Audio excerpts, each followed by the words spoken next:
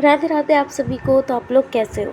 तो in this lecture we are going to discuss the another part और another topic of the heredity and evolution. मैंने आपको सारे के सारे टॉपिक्स ऑलरेडी क्लैरिफाई करा दिया है with their questions on the NCERT board, तो उसमें आपको कोई डाउट नहीं होगा। But this is the last topic जिसको आपको हेरिडिटी और इवोल्यूशन चैप्टर में पढ़ना है, क्योंकि इवोल्यूशन सीबीएसई के सिलेबस से ऑलरेडी कट आउट है। तो we are end with the last topic, that is called the sex determination और how do these traits get expressed। हमने जो ट्रेट के बारे में पढ़ा, हम लोग ने प्लांट्स में देखा tall plant, short plant, tall and round plant, tall plants with the round seeds and the short plants with the wrinkle seeds, monohybrid cross कराया, डायहाइब्रिड क्रॉस कराया, दोनों को डिटेल में पढ़ा। इन सारे के सारे टॉपिक्स में, ये सारे के सारे टॉपिक्स में जो ट्रेट है, टॉल होना, शॉर्ट होना, राउंड सीड्स होना, व्रिंकल सीड्स होना, ह्यूमन बींग्स में देखें तो कलर का डिफरेंस आना, हेयर का स्ट्रेट होना, कर्ली होना, ये जो ट्रेड्स होते हैं ये कैसे ऑफस्प्रिंग यानी कि न्यू इंडिविजुअल में पाए जाते हैं, ठीक है, और कैसे वो इनहेरिटेड होते हैं तुम्हारे पेरेंट्स से। तुम में ये पढ़ने वाले हम लोग पहले टॉपिक में। दूसरा में हम लोग पढ़ेंगे सेक्स डिटर्मिनेशन, कि जब ह्यूमन बींग्स रिप्रोड्यूस करते हैं तो जो बेबी होने वाला होता है वो बॉय और रेदर देन गर्ल कुछ भी हो, उसकी प्रोबेबिलिटी क्या होती है और वो कैसे डिसाइड होता है कि the baby will be boy and the baby will be girl, ठीक है। तो how do this traits get expressed, ये जो ट्रेट्स तुमको दिख रहा है ये एक्सप्रेस्ड कैसे होता है। फैक्ट नंबर 1, सबसे पहले एक फैक्ट डिस्कस करते हैं। A section of DNA that provides information for one protein is called the gene. For that protein, how do protein control the characteristics that we are discussing here. Means कह रहा है कि एक DNA तुमको पता है ये डबल हेलिक्स लाइक स्ट्रक्चर होता है।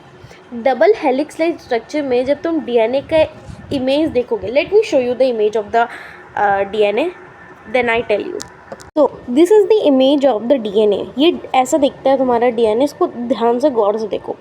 यहाँ पे तुम देख सकते हो कि एक चीज़ ध्यान दो यहाँ पे, कि ये जो डीएनए का स्ट्रक्चर है, the structure that you are seeing, कि इसमें दो तार जैसे स्ट्रक्चर है। और डीएनए के नाम में देखो, that is called the DNA. और डीएनए को हम लोग बोलते हैं क्या? Double helix like structure. DNA जो होता है वो डबल हेलिक्स लाइक स्ट्रक्चर होता है, इसीलिए इसका नाम होता है डीएनए, ठीक है। तो डीएनए में जो डबल हेलिक्स लाइक स्ट्रक्चर होता है, why it is different from the RNA. RNA में वन हेलिक्स लाइक स्ट्रक्चर होता है, मतलब ऐसे जो राउंड राउंड दिख रहा है ये एक ही होता है आरएनए में, और डीएनए में दो होता है। यही डिफरेंस होता है आरएनए में और डीएनए में। हमारे अंदर डीएनए होता है, तो डीएनए के बीच में एक लंबा लंबा तार दिख रहा है, ये एक तार को ही जीन कहते हैं। ये जो नंबर स्ट्राइक्स दिख रहा है, they are called the gene. और ये एक जीन एक ट्रेट को कंसिस्ट करते हैं, यानी कि ये एक तार कोई तेरा हेयर का कलर डिसाइड कर रहा है, कोई तुम्हारा हेयर का क्या डिसाइड कर रहा है? कलर डिसाइड कर रहा है। कोई तुम्हारा हेयर का स्ट्रेटनिंग, कर्ली, ये डिसाइड कर रहा है। तुम्हारा बॉडी का कलर डिसाइड कर रहा है, आई बॉल्स के कलर डिसाइड कर रहे हैं, नोज़ का शेप डिसाइड कर रहा है, लिप का शेप डिसाइड करता है। तो these all are decided by this trait. और यही बोल रहा था वो उस लाइन में। अब आ जाओ बुक में समझाती हूँ। तो यहाँ क्या बोला कि जो डीएनए का सेक्शन है, मतलब इसके बीच में जो लाइन होता है, उस लाइन को हम लोग जीन कहते हैं। और यही इंफॉर्मेशन प्रोवाइड करता है फॉर वन प्रोटीन, एक प्रोटीन का, मतलब एक ट्रेट का। और ये एक प्रोटीन का जो इंफॉर्मेशन प्रोवाइड करता है उस डीएनए में जो लंबा लंबा ऐसे ऐसे है on the between the two helix structure of the DNA, उसको हम लोग क्या बोलते हैं? जीन बोलते हैं। और वो एक जीन एक ट्रेट को डिस्क्राइब करता है तुम्हारा, ठीक है ना। अब हम लोग इसको डिस्कस करते हैं। तो एक एग्जांपल्स के थ्रू अब मैं इसको समझा रही हूँ। मान लो एक प्लांट है, it has a hormone that can trigger growth. उसके पास एक हार्मोन है जो एक टाइम के बाद उसके ग्रोथ को रोक देता है। कोई भी प्लांट एक लिमिट तक, एक एज तक ग्रो करता है, उसके बाद जो हाइट उसने एक्वायर्ड किया, जो स्ट्रेंथ उसने एक्वायर्ड किया, वो उसके साथ एज इट इज़ रहता है, ठीक है। तो कुछ हार्मोन्स जो होते हैं वो tallness characteristics of the plant done by the hormones. अगर प्लांट लंबा हो रहा है तो उसके अंदर एक हार्मोन रिलीज होता है। तुमने रिप्रोडक्शन चैप्टर में पढ़ा होगा कि उसके अंदर एक हार्मोन रिलीज होता है जो उसके लंबा को एक्वायर्ड करता है, उसके लंबा होने पे कंट्रोल करता है। अगर वो निकलेगा तो वो प्रॉपर वे में ग्रोथ करेगा, और अगर वो नहीं हार्मोन निकला उस प्लांट में तो वो शॉर्ट रह जाएगा।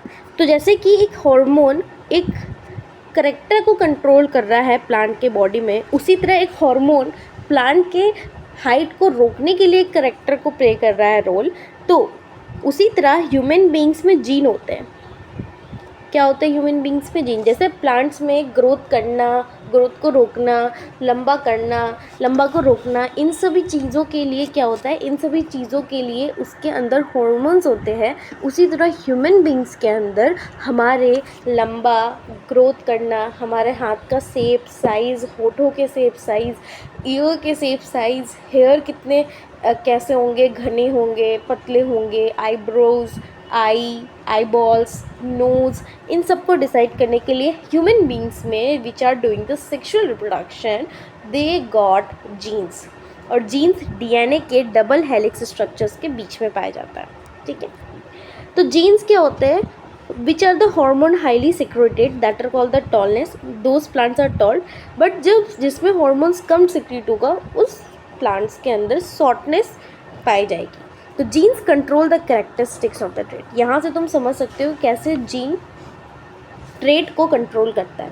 अगर ये हार्मोन जो कि प्लांट्स में जीन होते हैं, ये हार्मोन्स यानी कि जीन अगर कम सिक्रीट हुआ तो वो प्लांट शॉर्ट होगा, और अगर उसमें प्रॉपर अमाउंट में सिक्रीट हुआ तो वो प्लांट क्या होगा, टॉल होगा। In this way you can see कि कैसे एक जीन अगर अच्छा सिक्रीट हुआ और कम सिक्रीट हुआ डिसाइड कर रहा है प्लांट के टॉलनेस एंड शॉर्टनेस पे।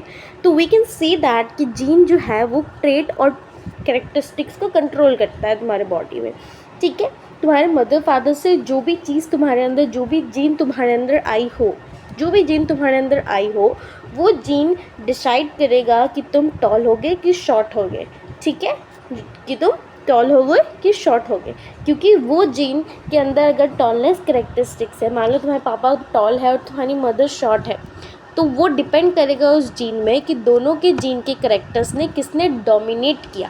हमने पढ़ा था मेंडल्स एक्सपेरिमेंट में 3 law of domination, law of segregation and law of independent assortment. तो डोमिनेशन वाले लॉ में हमने देखा था कि टॉल प्लांट के पी प्लांट के कंडीशन में डोमिनेट कर रहा था। बट डजेंट मैटर, तुमको ये डिपेंड करता है कि टॉल और शॉर्ट में कौन डोमिनेट करेगा, उस हिसाब से तुम्हारी हाइट मैटर करेगी। ठीक है, तो तुम्हें पता चला कैसे एक जीन कैसे तुम्हारा टॉल शॉर्ट को करेक्टरिस्टिक्स को मेंटेन कर रहा है। यही बोलते हैं कि एक ट्रेट या एक करेक्टरिस्टिक्स तुम्हारे बॉडी में वो एक जीन लेके रखता है। एक gene equal to 1 characteristics of your body. You can write, तुम इसको लिख सकते हो कि एक gene is equals to 1 characteristics. ठीक है, एक जीन तुम्हारा एक करेक्टरिस्टिक्स और ट्रेट के बराबर होता है। ऐसा समझ आया? नाउ अब हम लोग बढ़ते हैं सेक्सुअल रिप्रोडक्शन पे। थोड़ा गौर फरमाना, ये टॉपिक थोड़ा मेसी सा है, थोड़ा कंफ्यूज हो जाओगे। एक बार मैं रिकैप करा दूँ पीछे जो मैंने पढ़ाया, क्योंकि वो भी थोड़ा मेसी सा है। मैंने ये पढ़ाया कि जैसे एक एग्जांपल्स के थ्रू समझते हैं कि प्लांट को टॉल करने के लिए एक हार्मोन होता है, और एक समय के बाद उसका हाइट को रोकने के लिए एक हार्मोन होता है। उसी तरह जैसे प्लांट टॉल होगा, शॉर्ट होगा, उसका ग्रोथ हार्मोन कैसा निकलेगा, वो सब कोई ना कोई एक जीन क्या कर रहा है, हैंडल कर रहा है। इसीलिए हमारे बॉडी में भी डीएनए जो होता है वो डबल हेलिक्स स्ट्रक्चर होता है, उसके बीच की लाइनिंग को जीन बोलते हैं। एक line is equals to 1 gene, और 1 gene is equals to 1 characteristics of your body और a trait of your body, whether the tall, whether the hair colour, whether the eyeball colour, और whether the anything of your body. तो वो एक gene तुम्हारा characteristics और trait decide करता है। अगर तुम्हारे अंदर जीन के रूप में टॉलनेस और शॉर्टनेस बोथ आए तुम्हारे पेरेंट्स से, तो let me make you understand कि वो डोमिनेटिंग ट्रेट जो होगा वो तुम्हारे अंदर दिखेगा, और रिसेसिव ट्रेट भी कभी कभी दिखता है। वो डिपेंड करता है क्रॉसिंग्स पे, जो हमने मोनोहाइब्रिड और डायहाइब्रिड क्रॉस पढ़ा था। क्लियर? अब आते हैं सेक्सुअल रिप्रोडक्शन में। सेक्सुअल रिप्रोडक्शन में क्या क्या होता है ये पढ़ते हैं। मैंने बताया हमारे बॉडी में डीएनए होता है जो हमारे एक एक करेक्टरिस्टिक्स को डिसाइड करता है। मेरा आईबॉल क्या होगा, मेरा हेयर कलर क्या होगा, कुछ भी होगा, वो सब वो जीन डिसाइड करता है। वो जीन अगर हमारा सब चीज़ डिसाइड करता है, तो ये हो गया डबल हेलिक्स स्ट्रक्चर, इसके अंदर ये हो गया। हमारे अंदर डीएनए ना बहुत बड़ा है, इतने सारे करेक्टरिस्टिक्स है, तो डीएनए का लेंथ बहुत बड़ा है, उसको हम लोग नॉर्मली बॉडी के अंदर नहीं रख सकते, तो उसको बॉडी के अंदर रखने के लिए एक प्रोटीन में बांध के रखा गया है, और the protein which is actually wrap that DNA, उसको हम लोग हिस्टोन प्रोटीन कहते हैं। मतलब ऐसे प्रोटीन है, इसके अराउंड ऐसे ऐसे डीएनए क्या है, बंधा हुआ है।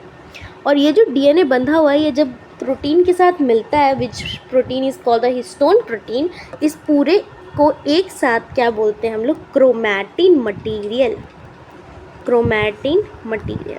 और जब पेरेंट का डीएनए सेल डिवाइड करने जाता है, मतलब न्यू इंडिविजुअल को जन्म देने जाता है, उस केस में ये क्रोमैटिन मटीरियल यानी कि जो हिस्टोन प्रोटीन के साथ जो डीएनए मिला हुआ है, वो क्रोमैटिन मटीरियल क्रोमोसोम्स में बदलते हैं। और वो टोटल कितने क्रोमोसोम्स होते हैं हमारे बॉडी में टोटल 23 पेयर्स ऑफ क्रोमोसोम्स होते हैं, which is equals to 46 chromosomes. ठीक है, हमारे अंदर टोटल 46 क्रोमोसोम्स होते हैं, यानी कि 23 पेयर्स ऑफ क्रोमोसोम्स होते हैं। अब याद रखना, सेक्सुअल रिप्रोडक्शन जब हम लोग पढ़ते हैं, तो सेक्सुअल रिप्रोडक्शन दो लोग मिलके जब रिप्रोड्यूस करते हैं, फर्टिलाइज करते हैं, तब जाके उस रिप्रोडक्शन को सेक्सुअल रिप्रोडक्शन का नाम दिया जाता है।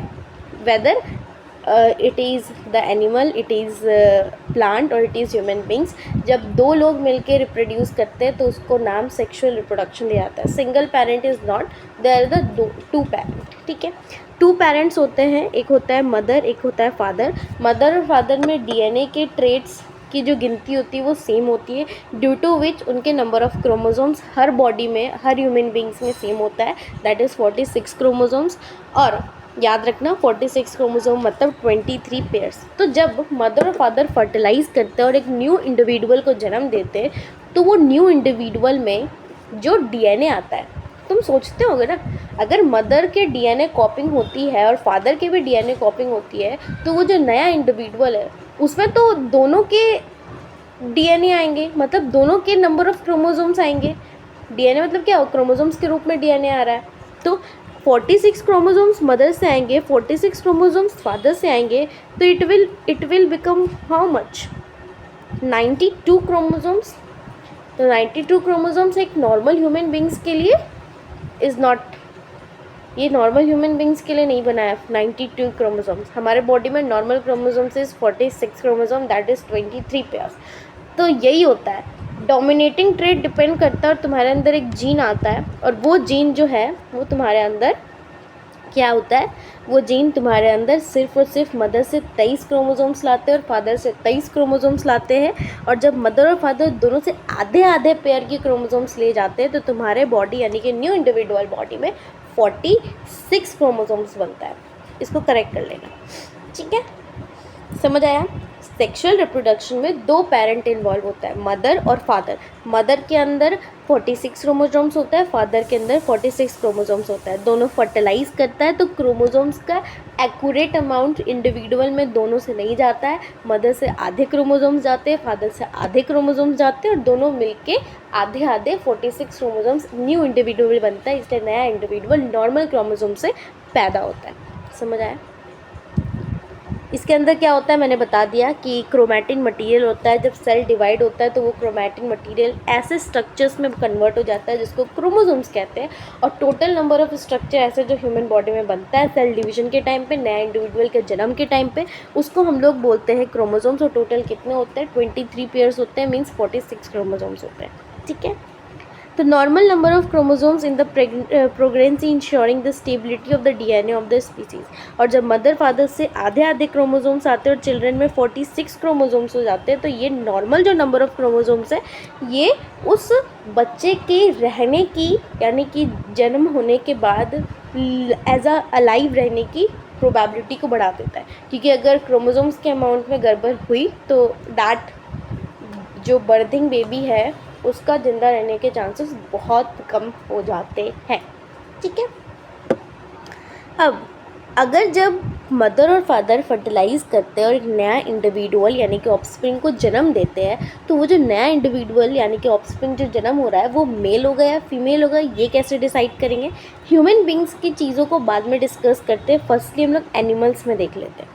पहला हम लोग देखते हैं रेप्टाइल्स। रेप्टाइल्स में कैसे होता है। The temperature at which fertilise eggs are keeped determine whether the animal developing that will be male और फीमेल। जब भी रेप्टाइल किसी बच्चे को जन्म देते हैं सेक्सुअल रिप्रोडक्शन के दौरान, उस केस में रेप्टाइल यानी कि जिन रेप्टाइल तो जानते हो जैसे छिपकली हो गए, तो वो सब तभी जाके तब उनके मेल और फीमेल इस चीज़ पर डिपेंड करते हैं कि कैसा टेम्परेचर में वो उस बच्चे को जन्म दे रहे हैं।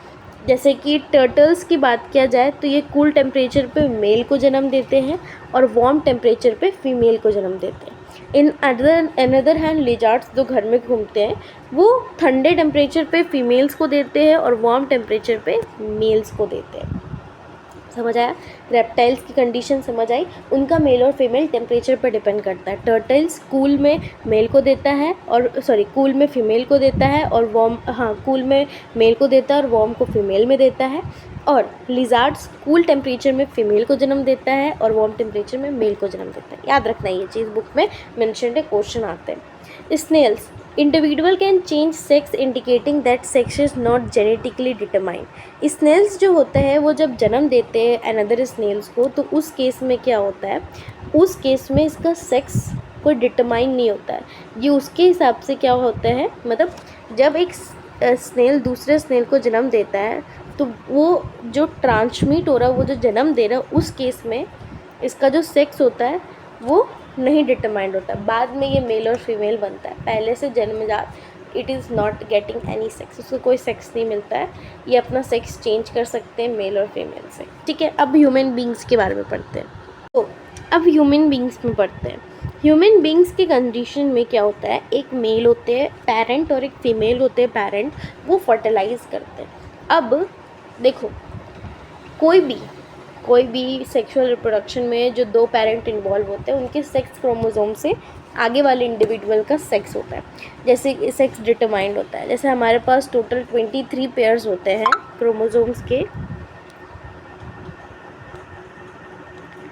होते हैं ना हमारे पास total 23 pairs of chromosomes.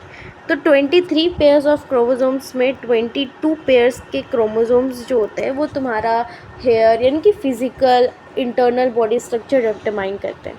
But वो ओनली 1 पेयर ऑफ क्रोमोसोम जो बचा, वो तुम्हारा डिसाइड करता है कि whether you will be male और whether you will be female. Male और फीमेल के बॉडी में कुछ ना कुछ अलग होती है जो दोनों को एक दूसरे से अलग दिखाती है, बाकी सब चीज़ें सेम होती है। तो बाकी सब चीज़ें तो 22 पेयर पे आ जाती है। जो एक चीज़ें दोनों को अलग करती है दैट इज़ 1 पेयर, उसको सेक्स क्रोमोसोम्स कहते हैं।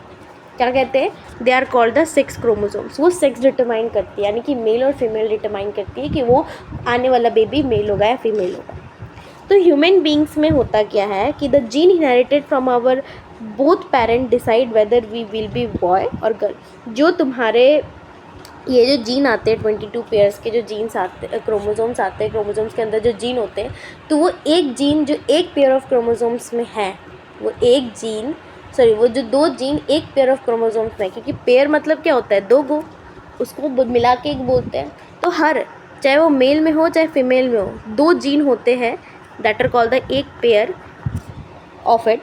उसके अंदर वो डिटरमाइन करता है कि ह्यूमन बींग्स के बेबी में मेल होगा या फीमेल होगा। ठीक है, तो मेल में जो जीन पाया जाता है, ध्यान देना, मेल में जो जीन पाया जाता है सेक्स क्रोमोसोम्स का, दैट इज़ 1 पेयर।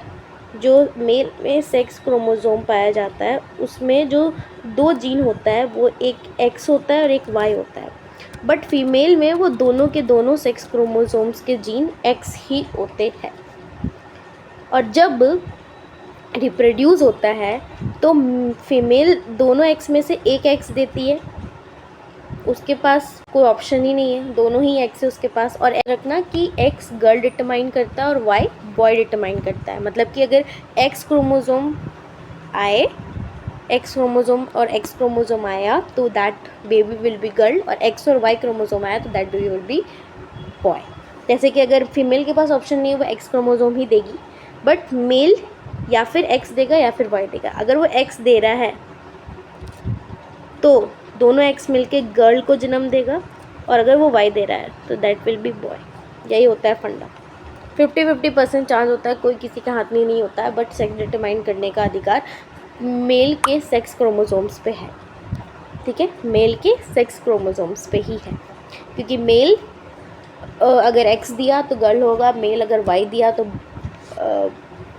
बॉय होगा, फीमेल हमेशा एक्स ही देती है, तो फीमेल की कोई चलती नहीं है। इट इज़ एक्चुअली मेल के अंदर जो पहले बोला जाता था कि फीमेल की गलती है, no, it is the fault, किसी की फॉल्ट नहीं है, बट हाँ फिर भी ये मेल पे ही डिपेंड करता है। ठीक है, अब चलो हम लोग पढ़ लेते हैं, इसको एक बार पढ़ के समझ जाते हैं।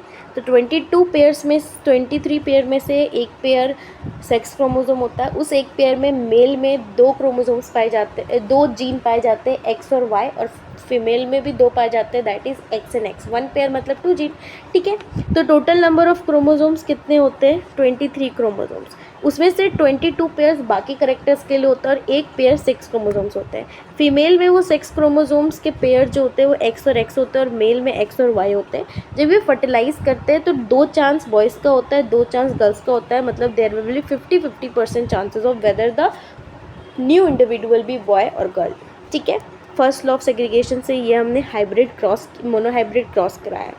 तो the sex of the children will be determined by what they inherit from their father. जो भी वो एक्स और वाई में से जो भी वो मेल से लेंगे वो डिटरमाइन करता है कि बेबी विल बी बॉय और गर्ल, लेकिन फिर भी ये दोनों में से किसी के हाथ में नहीं होता। It will actually be sent by the sex chromosomes जो लेके आएगा वही मेल और फीमेल के बॉडी से न्यू इंडिविजुअल का सेक्स बनेगा। ठीक है, अब देखो यहाँ पे कुछ क्वेश्चंस लेके आई हूँ ब्लड ग्रुप के हिसाब से। ये चीज़ मैं आपको यहाँ थोड़ा समझाऊंगी, बट पूरा क्लैरिफाई एक शॉर्ट्स की वीडियो पे समझाऊंगी, वो मैं अपलोड करूँगी, उसको तुम देख लेना।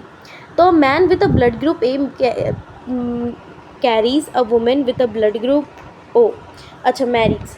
तो एक मैन है जिसके पास ब्लड ग्रुप ए है और वो एक ऐसे वुमेन से शादी करता है जिसका ब्लड ग्रुप ओ है, उनके डॉटर का भी ब्लड ग्रुप ओ है। तो क्या is this information enough to tell you which of the trait blood group A और ओ इज़ डोमिनेटिंग? क्या इतना इन्फॉर्मेशन तुम्हारे लिए काफ़ी है कि तुम बताओ कि ए और ओ में से कौन डोमिनेटिंग है अगर उसका बच्चा के पास ओ आया तो?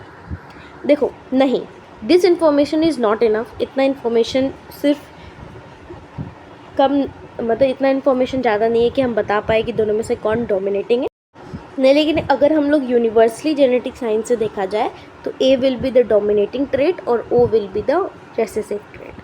ठीक है, how is the sex of the child determined in human beings? Human beings में चाइल्ड का सेक्स डिटरमाइंड होता है बाय द क्रोमोसोम्स, जो मेल और फीमेल के बॉडी से आता है, वो जो 1 पेयर ऑफ सेक्स क्रोमोसोम्स होता है। मेल में it will be X and Y and female में इट्स एक्स एंड एक्स। तो जब दोनों सेग्रीगेट करते हैं by the rule of the law of segregation, फिर एक दूसरे के साथ हाइब्रिड क्रॉस करते हैं, तो we get to know that कि गर्ल्स और बॉयज़ के 50% चांस होते हैं। तो the sex of a child is determined at fertilization by the combination of sex chromosomes inherited from the parent. जो भी पेरेंट्स आएंगे वो दोनों का क्रॉस होगा, उसके बाद जो मतलब मेल से अगर एक्स और वाई आया तो बॉयज़ होगा, और एक्स और एक्स आया तो गर्ल होंगे। तो in this way sex chromosomes determined होते हैं कोई भी ह्यूमन बॉडी के, बेबी का, और इवन ये ब्लड ग्रुप्स के रिलेटेड। और कैसे ट्रेड्स भी इनहेरिटेड होते हैं, I already have told you.